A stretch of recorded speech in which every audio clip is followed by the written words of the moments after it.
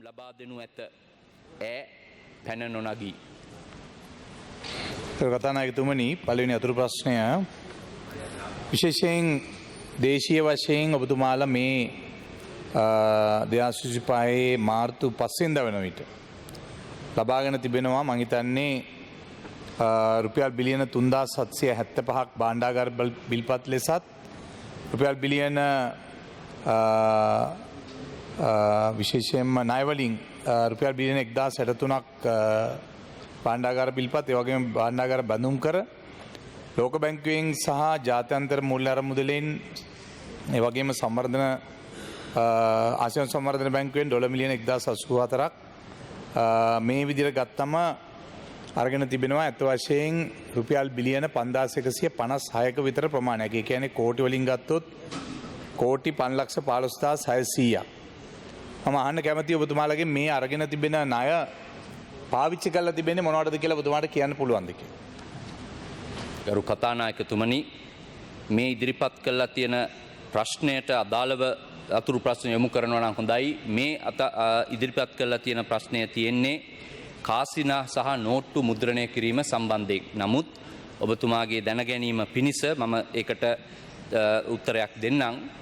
සාමාන්‍යයෙන් රජයේ අවශ්‍යතාවයන් සපුරාලීම සඳහා මෙතෙක් ලබාගෙන තියෙන විශේෂයෙන්ම ගරු මන්ත්‍රීතුමනි ණය පියවීම සඳහා වර්තමාන රජය ඉතාමත් කාර්යක්ෂමව අරපිරිමැස්බෙන් රටේ ජනතාවගේ මුදල් පරිහරණයට කරමින් අවශ්‍ය දේවල් වලට නිසි වෙලාවට යොදවමින් සහ නිසි ආයෝජනයෙන් කරන නිසා අපේ වෙළඳ පොළට පැමිණ ණය ගැනීමේ අවශ්‍යතාවය අඩු වෙලා තියෙනවා. ඒ අඩුවීමට සාපේක්ෂව අපිට පේනවා රටේ බැංකු පොලි අනුපාතයත් පහළ ගිහිල්ලා තියෙනවා. ඒ අනුව ඔබතුමාගේ අහපු ප්‍රශ්නයට සවිස්තර විස්තරයක් අවශ්‍ය නම් භාණ්ඩාගාර බිල්පත් නිකුත් කිරීම සම්බන්ධයෙන් ප්‍රශ්නයක් යොමු කරන්න කියලා කාරුණිකව ඉල්ලා සිටිනවා.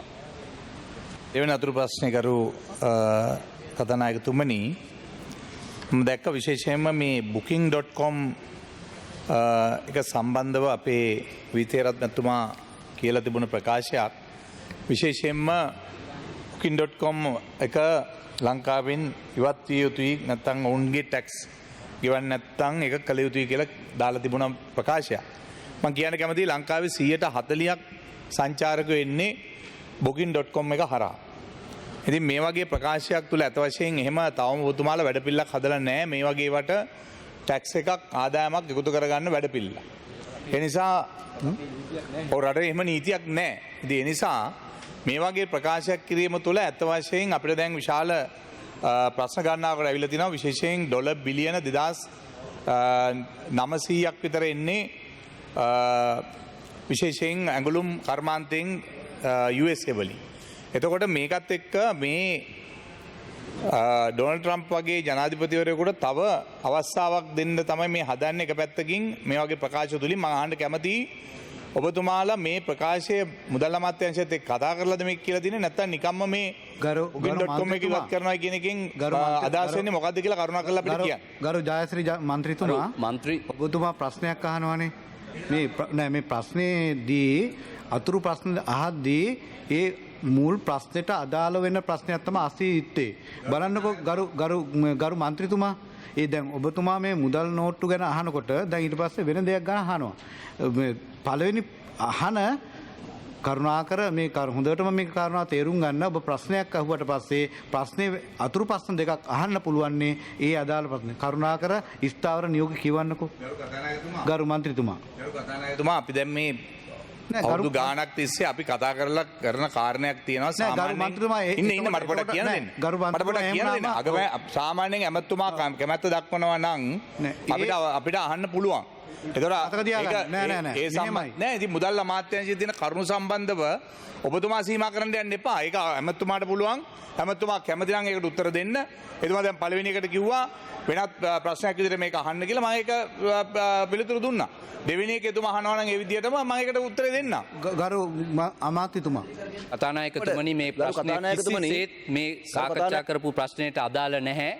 එතුමාට ඒක අවශ්‍ය නම් වෙනම ප්‍රශ්නයක් විදිහට ගරු අමාත්‍යවරයාට ඉදිරිපත් කරන්න. ගරු නියෝජ්‍ය අමාත්‍යතුමා ගරු අමාත්‍යතුමා ම කරන්න කියලා නියෝග දෙන්න පුළුවන් ක්‍රමයක් තියෙනවද മന്ത്രിවරයෙකුට අපි කාට හරි මේ පාර්ලිමේන්තුවේ මම දන්න සම්ප්‍රදාය අනුව කොහෙත්ම නැහැ. කතානායකතුමාගෙන් කරුණු පැහැදිලි කර ගැනීමක් ගන්න පුළුවන් ඕන කෙනෙක්ගෙන්. කතානායකතුමාට නියෝග දෙන්න කාටවත් අයිතියක් නැහැ. මේ කතානායකතුමාගේ ගෞරවය කියන්නේ අපේ පාර්ලිමේන්තුවේ ගෞරවය. ඒක ආරක්ෂා කරන කවුරු බැඳලා ඉන්නවා. මොකද්ද මේ විහිළු හැමදාම?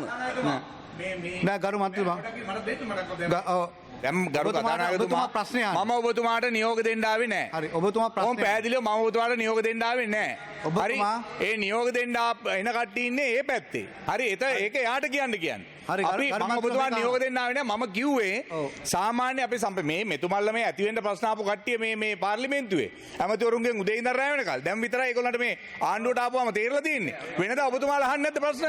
මට කියන්නකෝ. හරියටම ඇහුවද? අනේ මේ ඔබතුමාලා ආණ්ඩුව ගත්තාම තමයි ආණ්ඩුවේ අමාරුව තේරෙන්නේ. වෙනදා මිනිස්සුව මරන්න හදනවා.